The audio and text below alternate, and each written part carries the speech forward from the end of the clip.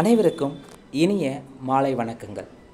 Olympia IAS academy சார்பாக இலவசமாக தினசரி மாதிரி தேர்வுகள் வழங்கப்பட்டு வருகிறது. இந்த தினசரி மாதிரி தேர்வை பொறுத்தவரையும் அப்கமிங்காக வரக்கூடிய குறிப்பாக டிஎன்பிஎஸ்சி தேர்வாணையம் நடத்தக்கூடிய எல்லா போட்டித் தேர்வுகளுக்கும் மிக சிறப்பான முறையில்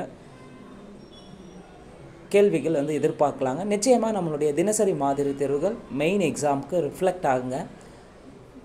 இந்த டெஸ்ட்டை எழுத விருப்பம் இருக்கிறவங்க மேலே இருக்கிற நம்பரை தொடர்பு கொள்ளலாம். அதே போல் இந்த வீடியோக்கான கொஸ்டின் பேப்பர் பிடிஎஃப் லிங்க் டிஸ்கிரிப்ஷனில் தரப்பட்டுள்ளது. தேவையானவங்க இதை டவுன்லோட் பண்ணி டெஸ்ட் ரைட் பண்ணி பார்த்துக்கோங்க.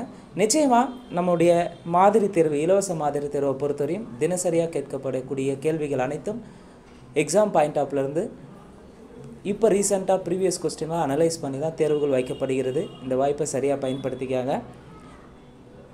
கொஸ்டின் நம்பர் 25வது தேர்வு.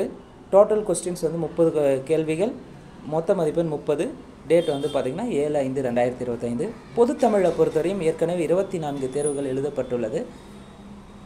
முதல் கேள்வி, திருவள்ளுவர் நமது குடும்ப வாழ்க்கையின் முக்கியமான கொள்கையாக வலியுறுத்துவது எது? திருவள்ளுவர் பார்த்திங்கன்னா நம்முடைய குடும்ப வாழ்க்கையினுடைய முக்கியமான கொள்கையாக வலியுறுத்துவது அன்பு. கேள்வி 2, அன்பிலார் எல்லாம் தமக்குரியர் அன்புடையார் என்பும் உரியர் பிறர்க்கு. இந்த குறளில் என்பு என்பது எதை குறிக்கிறது? எழும்பு. கேள்வி 3, என்பும் உரியர் பிறர்க்கு என்று வள்ளுவர் யாரை குறிப்பிடுகின்றார்? அன்புடையாரை. கேள்வி 4, அறத்திற்கு மட்டுமன்று மரத்திற்கும் துணை என்று திருவள்ளுவர் எதனை கூறுகின்றார்? அன்பு. அன்பு என்பது அறத்துக்கு மட்டும் கிடையாது, மரம் அதாவது வீரத்திற்கும் துணையாக இருப்பது அன்புதான் என்று வள்ளுவர் சொல்லியிருப்பார். கேள்வி 5, புறத்துறுப்பு எல்லாம் எவன் செய்யும் யாக்கை அகத்துறுப்பு டேஸ். குறளினை நிறைவு செய்க. புறத்துறுப்பு எல்லாம் எவன் செய்யும் யாக்கை அகத்துறுப்பு அன்பு இலவர்க்கு. கேள்வி 6, அறம்போலும் கூர்மை யாரேனும் மரம்போல்வர் யார்? மரம்போல்வர் யார்னா மக்கட் பண்பில்லாதவர். கேள்வி 7, மக்கட் பண்பில்லாதவர் எதற்கு சமமானவர்கள் என்கிறார் வள்ளுவர்? மக்கட் பண்பு இல்லாதவங்களை மரம் போன்றவர் என்று குறிப்பிடுவார் வள்ளுவர். கேள்வி 8, அறம்போல் கூர்மையான அறிவுடையராக இருந்தாலும் மக்கட் பண்பில்லாதவரை திருவள்ளுவர் எதனோடு ஒப்பிடுகின்றார்? மரத்தோடு ஒப்பிடுகின்றார். கேள்வி 9, சேரும்போது மகிழ்வதும் பிரியும் போது மனம் கலங்குவதும் யாருடைய தொழிலாக வள்ளுவர் குறிப்பிடுகின்றார்? புலவருடைய தொழிலாக வள்ளுவர் குறிப்பிடுகின்றார். கேள்வி 10, மக்கள் கல்வி கற்ற அளவிற்கு அறிவு ஊறும். இப்பொருளுக்கு திருவள்ளுவருக்கு ஒரு ஓமை எது? தொட்டனை தூறும் மணற்கேணி. தொட்டனை தூறும் மணற்கேணி மாந்தர்க்கு கற்றனை தூறும் அறிவு. மணலை தோண்ட தோண்ட எவ்வாறு நீர் சுரக்குமோ அதுபோல கல்வியை கற்க கற்க அறிவு வளரும். ஸோ மக்கள் கல்வி கற்ற அளவிற்கு அறிவு வரும். இப்பொருளுக்கு திருவள்ளுவருக்கு ஒரு ஓமை தொட்டனை தூறும் மணற்கேணி. கேள்வி 11, ஒருமைக்கண் தான் கற்ற கல்வி ஒருவர்க்கு எழுமையும் ஏமாப் உடைத்து. இக்குறளில் ஏமாப்பு என்பதன் பொருள் என்னன்னா பாதுகாப்பு. கேள்வி 12, அனைத்து அழிவிலிருந்தும் காக்கும் கருவி எதுவென திருவள்ளுவர் குறிப்பிடுகிறார்? அனைத்து அழிவுகளிலிருந்தும் காக்கும் கருவி அறிவு என திருவள்ளுவர் குறிப்பிடுகிறார். கேள்வி 13, அடக்கமாய் இருப்பவனின் உயர்வு எதனை காட்டிலும் பெரியது?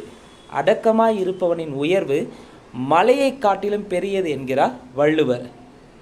கேள்வி 14, திருக்குறளின் வழியில் துன்பப்படுபவர் யார்?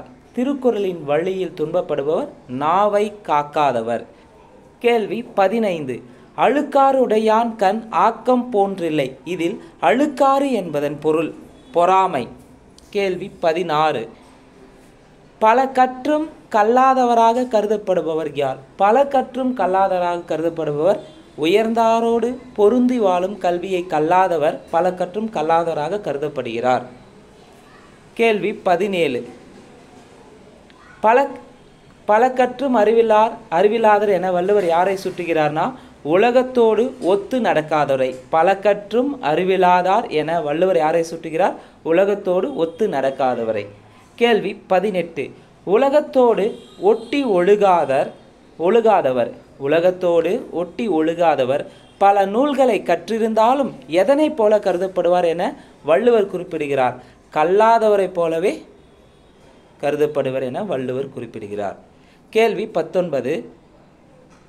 பல கற்றும் கல்லார் அறிவிலாதார் என வள்ளுவர் யாரை குறிப்பிடுகின்றார்?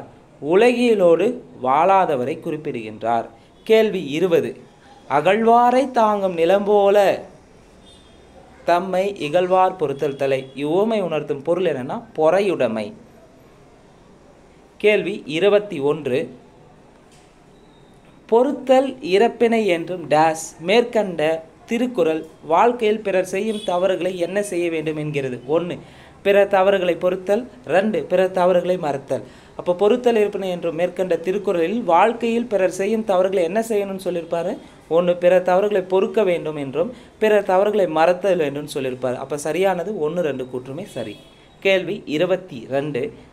அறிவுடையவரின் நட்பு பிறைமதி போல நிறைந்து வருவது என கூறும் வள்ளுவர் யாருடைய நட்பு முழுமதி தேய்வதை போன்றது என கூறுகிறார்? அறிவில்லாதவருடைய நட்பு முழுமதி தேய்வதை போன்றது என வள்ளுவர் குறிப்பிடுகிறார். கேள்வி 23. நவில்தோறும் நூல் நயம் போலும் பயில்தோறும் தொடர்பு யாருடைய தொடர்பு இன்பம் தரும் சொல்லியிருக்காருன்னா பண்புடையாளர். யாருடைய தொடர்பு இன்பம் தரும்னு சொன்னால் பண்புடையாளருடைய தொடர்பு.